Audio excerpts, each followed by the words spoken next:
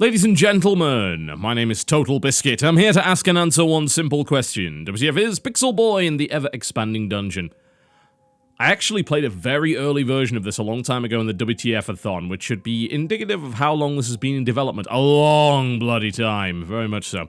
But it is finally available on Steam in its, I wouldn't even say its final version, because they have things like the daily dungeon coming soon. They're going to be adding in apparently several more narrators, a female character, all sorts of things like that. So I suppose it's weird to even call it done, but at this point, if you're charging for it, I might as well look at it, and it's certainly not in early access, so we'll call it the release version. It's actually a couple of patches in already. They've been patching at quite the rate. What is it? It is a roguelite, top-down specifically, and it's a bit of a dungeon crawler, as you might imagine most roguelite games are, and it is about a character who has various pixel powers. And he hangs around in this town right here, which is rather nicely stylized, I must say. Although, it looks more like a voxel graphic style than anything else, honestly. I couldn't tell you which it actually is, but maybe calling it Voxel Boy would have made more sense. Maybe there's another game that's already called that. It's by a company called Giant Box. And this is their first title. Let's have a look at the options menu. Not a lot to really report on here. It is a Unity game, which means that a decent amount of the graphics customization. Actually, that's not even fair to say, because there really isn't much outside of ambient occlusion. The graphics customization can be done in the launcher outside, as well as rebinding the keys.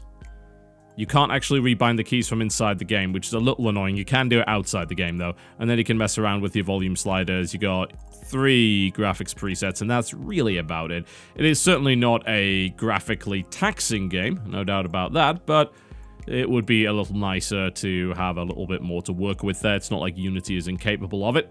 So, I'm going to continue with the game that I'm currently in. I may have to restart, because this game does have some interesting death mechanics. Yes, you die, but it doesn't make you quit the game entirely. Although, maybe it should have. Let's jump into it and see what's going on, shall we? So, welcome to the town, whose name escapes me. You can wander around this, you can see some rather nice little things, a little pixel fountain in the center right there, a bunch of houses. Again, this looks very voxel as opposed to anything else. And this is your character. You control him from a top-down perspective, you can spin him around like an idiot if you so desire, and I certainly do. And you have an attack, which starts off like that. That is your pixel power. It sucks. But it's okay, because you can upgrade your pixel power by equipping various different power-ups, and you can combine up to 15 at a time. That's actually possible, if you can believe that. There are apparently over 6,000 combinations of power-ups available. And you also have a level-up system, which is right here. Leveling works as you would expect. However, perhaps one of the key differences between this and most titles in the roguelite genre is that you do not lose your levels upon death. You keep them. You also keep your armor orbs, but you lose your current set of armor, which, to be fair, you won't have because you will have broken it before you died anyway, and all of your pixel power-ups and one-time use power-ups, as well as... Actually, I think that's about it. You do keep your cash and you do keep your keys, but you do lose your power-ups, and these are the main ways that you do damage. Your basic attack is effectively worthless. Outside of Area 1, this is not going to do anything. So you need to go to the shop and you need to pick up some power-ups, which are also available in the dungeon. So let's have a look at it. I do have some money. This is after my most recent death. So I do have enough money to maybe get back into the dungeon without too much of a problem and not have to restart the game. So I'll buy a critical shot here. There we go. We could actually have several of these equipped, if we so desire. And you unlock a lot of these as you go through the game. I'm going to grab a heart of gold because I want to increase my bonus health. There we go. And I can, let's see. Astral Bullets is pretty good. Do that. And I don't think anyone's really going to complain too much about a spread shot either. Now, I've got a bunch of power-ups, so I can equip them as I so desire. So, if I equip a heart of gold, that's going to give me 5 more health. Yeah? But it will also deplete ammo when I fire. So I can equip this and equip this. And that's currently what my attack looks like. But if I were to, say, unequip my heart of gold, equip my spread shot, suddenly it looks like that. Now, that's not too fancy, but what happens if you combine them? Well, you can craft them into a unique power. So what happens if I combine this, this, and this, and this? I can combine them all into one single power-up. There we go, which is now a level 4 power-up. You can go up to level 5 on each one of these power-ups. They all use the same amount of ammunition, but they all fit in one particular slot. Now, what you can do, I'm not using any ammo out here, of course, because I'm in the town, but what you can do is you can refill this ammo, and this means that you will keep the power-up. The problem is, if you don't refill the ammunition, it goes down to 0, you lose it forever. Which is, I don't know, that maybe that does sound really infuriating to you. It is. Very much so. So, what's the point of the game? Well, it's dungeon exploring for the most part. You have access to 5 different acts. I'm currently on Act 2, haven't beaten the first boss. And after you've bought your stuff and got everything back in the town, you can head back in and you can go into Act 2. You cannot go back to Act 1. You might be wondering why you would want to. Well, there is a very, very good reason why you would want to go back to Act 1. And that ties into the way that the death mechanics work. But we'll get into the dungeon and show you how everything works to start with. We'll most likely die, and that can demonstrate how that kind of stuff actually works. So, into the elevator we go. Where it stops, nobody knows. Every time you go into the elevator, it will use the Mob Maker 9000 to pick which mobs you will be fighting. So that gives you a little bit of indication of what you are going to be going up against, which include apparently penguins, alligators, this thing, and some kind of Mayan mask, I believe. Alright, here we go. Act 2, Level 2. What does that remind you of? It really reminds me of the mad scientist in The Simpsons. Like, I need to check if it's actually him. It sounds a lot like him, I've got to say. Alright, so, what are we doing? Well, we are fighting, and we're making our way through the dungeon. In order to access the next part of the act, we need to collect 3 parts of a key, the RGB key. Red, green, and blue. This will allow us to head on to the next area. And of course, we need to kill stuff in order to get there. Now, each level is randomly generated, and the map will expand as you go further along. Now, you'll notice my health up there. Once I lose all my health, I die. If I die, I will respawn in town with my levels and keys and coins intact, but I will lose my power-ups. And that sounds kind of generous, doesn't it? Actually sounds really generous. More so than most games like this, where when you die, you die. Well, it is generous, but simultaneously it can really screw you over. Losing your power-ups basically means that you are useless. Absolutely useless. Your basic attack is not going to get you anywhere outside of the first couple of levels of the game. And the game does not allow you to go back to previous acts. Once you've beaten the act, you are locked out of it. So what would make sense is if you're allowed to go back to, say, Act 1 and play one of the earlier levels in order to build up your power-ups again. But you can't actually do that. So what can end up happening is if you don't have enough cash once you die, you might as well restart your entire game. Because, yeah, cool, you've got levels, maybe you've got a little bit of money, but you'll never be able to collect enough power-ups to get your attack powerful enough to be able to progress through the level itself, which seems to me to be a key flaw. The other way of looking at it is that while it might be generous, it does come with a cost, and you'd still have to not suck in order to take advantage of it. And if you've got to restart the game, then tough, you've got to restart the game. Now, I'd be entirely okay with that if the game didn't force you to do the tutorial again, which is the same level every time. If what happened was it just threw you back into Act 1, Level 1, randomly generated the level and just said go, instead of forcing you to go through the tutorial again, then I actually would be fine with the setup. But they don't. And that's actually the real problem with it, as far as I'm concerned.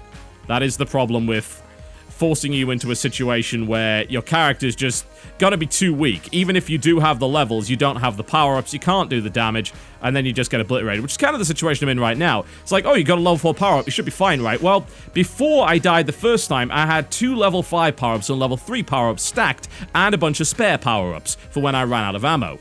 The ammo thing is key. You'll see, I only have this one big power-up right now, and no others have dropped. When I run out of ammo for this thing, it is going to disappear. Yeah? And refilling it in a dungeon is not really possible. The only thing you can do is to unequip it before it reaches 0 and swap it out for something else, but that is assuming that you got a power-up drop in the first place. You can't buy power-ups in dungeons. You can only buy them in the town. The only way to get to the town is to beat a level which gives you access to the elevator. So, especially on level 2 onwards, well, Act 2 onwards, where the levels get noticeably larger than in Act 1, you're going to be running into some severe ammo problems. So if you do not have a stockpile of various power-ups, you're going to be in a lot of trouble. You can basically screw yourself completely. In fact, this game gives you plenty of opportunities to screw yourself completely, which is interesting because early on it gives you a bunch of power-ups and you feel kind of godlike. You can combine your power-ups to get stupid amounts of effects. And you can have up to 15 power-ups running at any given time. So your attack is going to be ridiculous. Not only that, but you stack it up with these right here. I just got hit and I'm actually going to die by the looks of it. You stack it up with damage and other stats there, and you become really powerful. In the first couple of levels, you're one-shotting everything, you're critting all over the place, you feel really, really powerful, and then the game just comes around and smacks you in the head. And it's actually a game where it gives you the ability to be greedy and then punishes you for it in a huge way. The way that I combined my power-ups right there was the wrong way to play it. If I combine all my power-ups very early on, that means they use a single ammo stack. And once you're out of those 250 shots, and I've just died, so there you go. Once you're out of those 250 shots, that's it. You're not getting them back, and if you don't unequip your item in time, which, by the way, it doesn't warn you if you're low on shots, so you can very easily accidentally run out of power for your best power-up and then never get it back, you're going to be in serious trouble because this is going to be your weapon, and that's not going to kill anything at this level. It's going to be absolutely useless, even with plus damage and things like that. Now, thankfully, at around this level, you're probably earning just enough money to be able to get back into it and maybe, just maybe, push your way through. You can get... I mean, you could buy 5 power-ups and then maybe do like a 2 power-up combo, and that might be enough to do it, especially if you pick the right kind of combinations. And it is also worth noting that you do keep all of your little armor orbs. So if you go over to the shop right here, you're able to craft a suit of armor, which is it's temporary. Once it's gone, it's gone. You can repair it again as long as it doesn't hit 0, but you can make up to 5 tiers of armor. These do cost a lot of money, though. So at least, even at this stage, you're going to probably make tier 1. So you combine various orbs together and they give different stats. So if I have one of each, the first orb's going to determine exactly what it is. It's going to be fire armor. It's going to be +1 armor, +1 range, +1 damage, +1 speed, +1 fire rate. We don't want that, though, because that's actually rubbish. So we'll definitely keep the health. You know, we'll stack up a couple of those. And I'm thinking just some extra range would be nice.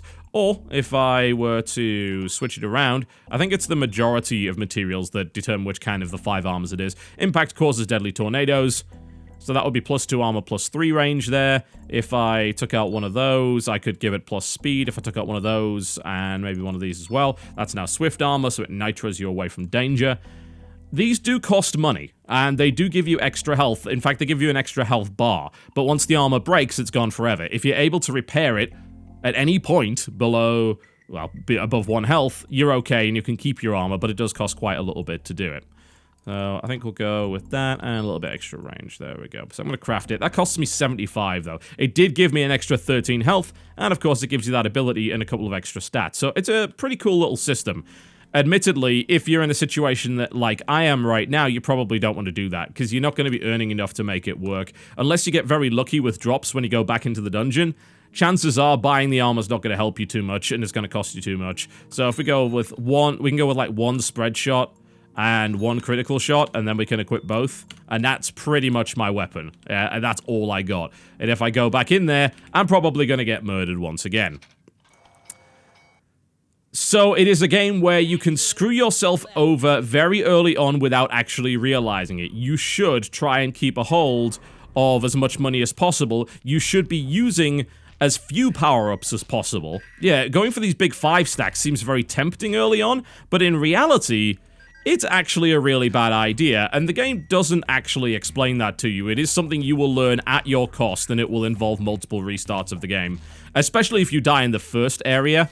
If you die then, the chances are you're not going to have anywhere near enough money to put a proper stack of power-ups together to actually get back in and fight. At least at this stage, I earn maybe 150 gold before I die, so I can at least have a shot of progressing through the level. It's also worth noting, by the way, that you do get a pixel shield, which you can activate with spacebar. And if you time it right, that can be used to deflect incoming projectiles, although usually not damage that you would take from being touched. As you can see, this armor set right here, pretty much useless. I've already lost it, so that was 75 gold down the drain. Not brilliant. Not exactly brilliant at all. So it is actually a game about resource conservation. But it is also a game that encourages you to create wild combinations of power-ups, which are the exact opposite of resource conservation. And that's a very difficult balance to strike. It encourages you to experiment, but simultaneously punishes you for doing so. Which one could argue is, I wouldn't say a fatal design flaw, but it's a bit of questionable design philosophy. Because you can combine all these different abilities together, you can have some crazy combos. Absolutely insane combos of different power-ups that you can get, which means that bullets are flying all over the place, and you got all sorts of things equipped which are giving you boosts and passives and things like that. But if you do too much of that, you dip too much into it, and you lose it all, and you spend all your money on crafting and refilling that ammo, and then you die with barely any money, you might as well restart because you're not getting anywhere. So, is the ability to screw yourself over like that actually part of the genre? Is it something that is inherent to roguelite? To some degree, I think it is. It's unusual for most of these games to actually allow you a chance to keep going with your levels anyway. So I think the way that you could look at it is that the game gives you an option. Yeah? It says, you know what, if you think you can keep going and you can restart from where you left off, great. But we're not going to be held responsible for the consequences if you can't, and you might have to hit that button that says restart. And again, I'd be fine with that if the restart did not require you to run the tutorial again. Because that takes a good 10 minutes of your time, it's the same narration, you can skip the narration, but you can't skip the stuff that you've got to do. Because there's like, it presents you with a crafting table, it gives you the same power-ups, says, you've got to craft these together in order to progress, and blah, blah, blah, blah, blah.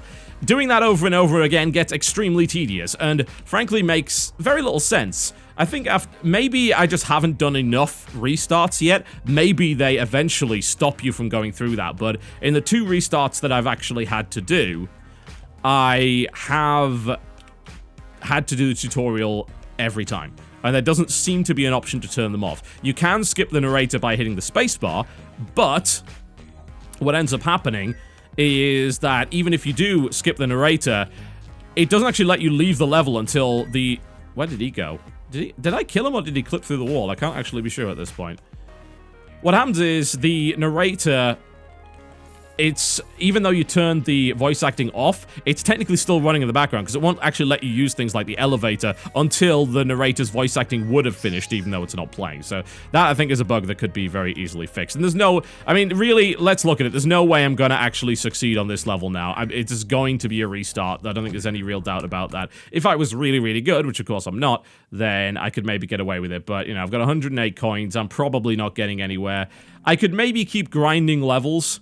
Maybe, and those boosts might give me enough, but it's, at this point, I just failed too badly, so I might as well restart. So we're going to go to exit domain. We'll restart, and that's going to allow me to show you a bunch of the really big power-up combinations. Welcome to Pixel Boy. Allow me to help you through the game with useful information and hilarious quips. Just follow that floating pixel to begin. You see what I mean? Clearly the mad scientist from The Simpsons or someone trying to be it. But this is the tutorial again. Every single time you have to do this tutorial, it is a waste of time. I have no idea why that would be the case. I could not tell you. It's like, yes, I know how to shoot. It's the same enemies every time. It even takes time to get through this door. It's like, yes, I get it. Shoot this, pick up the key, get the power-up. I get it. Enough already. Thank you very much. Okay, so that gets me the split shot there. And then once I take out these ants, I will be able to unlock 2 more. That's going to be growing pixels. And this one will be heat-seeking pixels. All right. It's a pretty good combo. And then it's actually going to tell me that I need to craft these together, and it will not open the door if I don't do it. Which is actually not that efficient, because I really don't want to craft them together. I don't want to do this, even if it is free.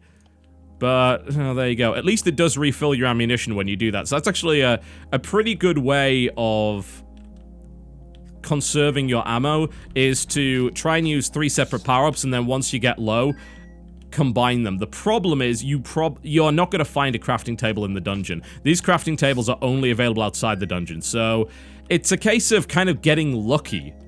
Like, is the dungeon short enough for you to be able to get through without running out of ammo? Because there doesn't seem to be a way of refreshing your ammo in the dungeon. If there is, I've never run into one in my playthrough so far. I'm pretty sure they don't exist. Even though there is a crafting table in the tutorial, they don't exist anywhere else in the dungeon, as far as I can tell. It's only in the town, and the only way you're getting back to the town, and there is no scroll of town portal as far as I can tell either, only way you're getting back to the town is through the elevator, and you're only getting one of those if you beat a level. So, definitely a bit of a problem there, isn't it? Alright, let's level up. One other thing I found rather odd is the fact that fire rate is a primary stat. I would not upgrade this in a million years, because all that means is you're running out of ammo quicker. Which, why? No, you would never actually do that. Obviously, the best thing to upgrade at the start is damage, straight away. Like, there's no other stat that's worth it, because now I can one-shot these. That's super efficient. It means I can build up a back catalog of power-ups that I'll be able to use later on, and then I'll probably want to tweak up my health. Speed is not really that important. Fire rate is actually works against you, really, from what I can tell. It burns your ammo so quickly, you don't want to do that. And then things like health, of course, are useful, but range is pretty okay as well. But it does seem like damage is the obvious way to go, at least for the first couple of levels. You know, you can't argue with that one shot right there. Conserve that ammo. Alright, there we go. And once again, you know, this is the whole crafting the armor thing, and this is how you repair the armor. A couple of other problems I've got with it. I actually have quite a laundry list of issues that I do have with the game. The map. No mini-map. You have to open the map constantly. There's no real need, because there's space. There's definitely space on the screen for a mini-map or map overlay that's semi-transparent. That would work just fine, but having to reopen the map time and time again, particularly on the larger levels where you're trying to find all three pieces of the key, is fairly infuriating, and as far as I'm concerned, completely unnecessary. They could have very easily avoided that.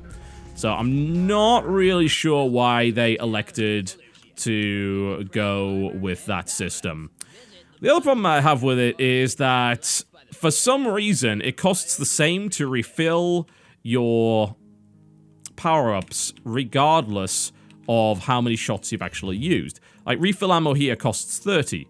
It would cost 30 if I had one ammo left as well, which means it's kind of lucky timing, like I said, because you don't really have a way of refilling your power-ups in the dungeon. What you're hoping for is that you will be able to finish just before you run out of your main power-up, or run out of power-ups in your storage. I mean, you have a large inventory here. You can carry a lot of power-ups at once, but a lot of that does come from how many power-ups you can either buy or how many power-ups you get as drops, which are random. Admittedly, some of the levels also have unlockable areas that are going to guarantee you at least 3 power-ups, and every time that you open a chest, you are almost guaranteed a power-up. Sometimes you get a mushroom, which is like a random potion, which gives you a permanent either stat buff or debuff. You don't know what it is until you eat it. So, I could maybe grab another spread shot. That's definitely useful early on. In fact, I'm actually going to grab 2 spread shots, and then we're going to equip them both. So now I'm going to fire 7 bullets at once. Like, that's hard to argue with. I'll have to upgrade my range to make this useful, but that's pretty hard to argue with combo there. That should work fairly well. And then back in we go. But it is just, I don't know, I just find it a little bit odd that it would cost the same to refill regardless. And it does introduce what appears to be a fairly annoying aspect of look into the game. You don't necessarily have enough control over your own ammo conservation, because you don't know how long the level's going to be. Maybe you just got unlucky and you went the wrong way and you expended a lot more ammo, then you run out of your primary power-up, and then you end up being completely screwed.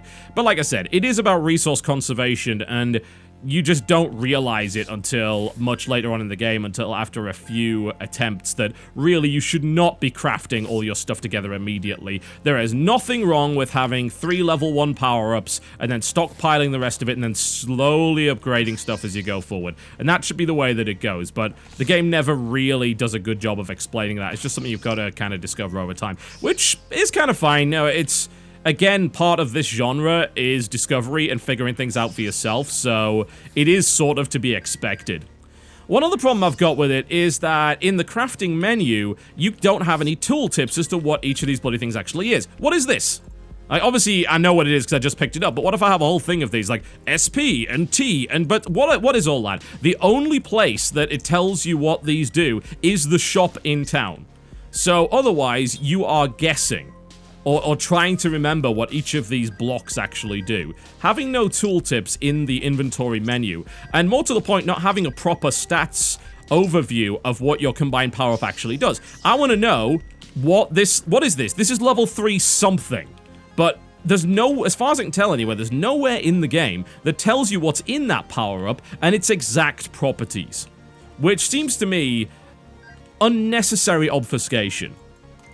That, I mean, why would you do that? What's the purpose of that? It just means that you end up making poorer decisions, and the game's expecting you to remember a bunch of stuff, which doesn't make the game more challenging, it just makes it more frustrating. I'm not really sure what's going on with that.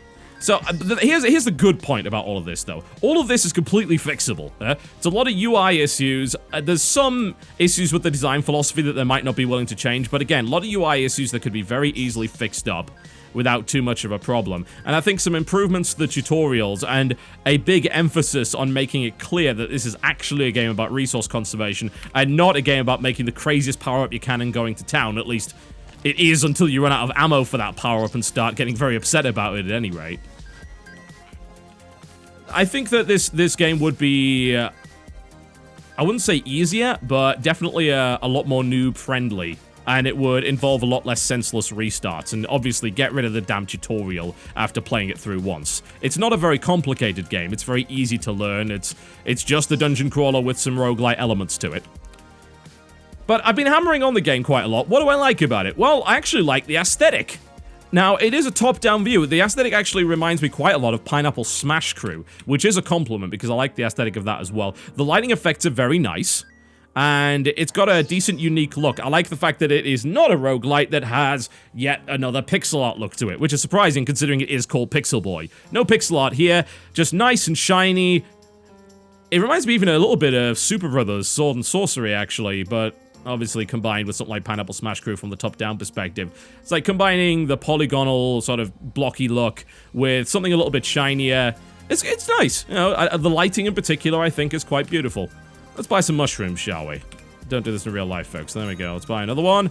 Oh, cool. Double speed. That's nice. And I'm going to grab a treasure key as well, because I'd like to go and nab one of those upgrades from the treasure room in the center here. So let's go and do that. There we go. So I like that. I like how ridiculously customizable the game is. A lot of the complaints that I've had about roguelites are the fact that the combat system is very simplistic. Now, this game's combat system is simplistic, but it gets around it by making the weapons so ludicrously customizable and stackable with all manner of insane effects that you can just be blowing up entire rooms if you're doing well enough. Let's combine... There we go. Let's... shall I upgrade? I should probably... Let's... replace that with that. There we go. I could actually repair my armor as well. Again, I think with armor repair as well, it costs the same regardless of how much damage is done to it. I could test that. I'm gonna have to go back to town first. Oh, can't leave during narration. There is no narration going on. This happens from time to time, by the way. It's a bug they need to fix. I'll go and... I'll refill number 3. There we go. That, and that, and that. There we go. Okay, that seems reasonable. I'm pretty sure the armor costs the same regardless of how much damage is done to it. I'll go and check through this door. So this currently costs 60, so let's take a little bit more damage. Come on, hurt me. There we go.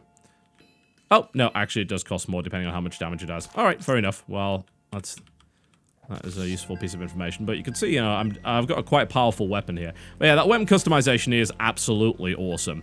Soundtrack's pretty good too. Bit repetitive at times, and it is something of a mixed bag, but I like most of it. And it is fairly important that games like this have a good soundtrack. I'll let you listen to a little bit.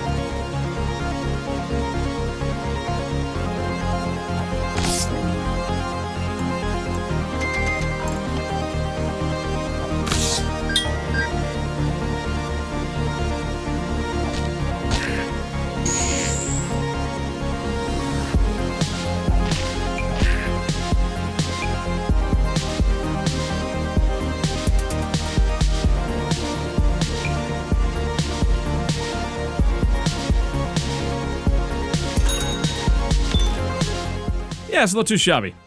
I'm not such a big fan of the sound effects, though, particularly the sound for picking up the coins. They're fairly annoying. I suppose they're trying to go for a retro feel with that, but I just feel that the overall quality of the sound assets are not up to scratch with the music. The soundtrack's pretty good. It's by an artist called Pyramid, but again, I'm not so keen on the actual sound effects themselves. Now, I actually opened up a door earlier. If you explore enough, you're able to unlock these doors that are close to the entrance of each level. They usually guarantee you, after fighting quite a few mobs, at least 3 new power-ups, so it's always worth trying to hunt down that switch in order to unlock those, although you will have to often fight in some fairly tricky rooms in order to get it. There we go. Actually, I end up getting 4 power-ups from that. Hard to complain.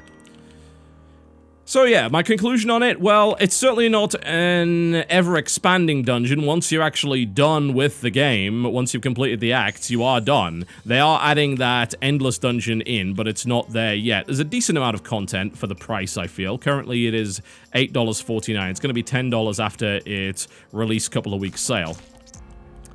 The combat is certainly repetitive, but I think they get around it with the level of item customization and the sheer number of ridiculous power-ups and stackable power-ups, more to the point, that you can put on your hero. I don't find the hero's movement to be all that enjoyable, because you don't have a dodge move, you only have this shield, so your hero's always going to be, even at high speed, just a little bit clunky. If you're hoping for some fancy footwork, you're probably not going to get a huge amount of that. You're going to be relying more on the shield and just doing a lot of damage and putting out a wall of bullets, more so than anything else. But it stands in the roguelite genre on its own, and does so fairly well. Definitely not my favorite roguelite game ever, certainly. Things like Ascendant and Risk of Rain take the cake on those. They both have better combat systems than this, but in terms of item customization, I do like it. Like I said, I think there's just a few changes that need to be made to polish it up, and to maybe just change a couple of the design ideas that they've got here and there.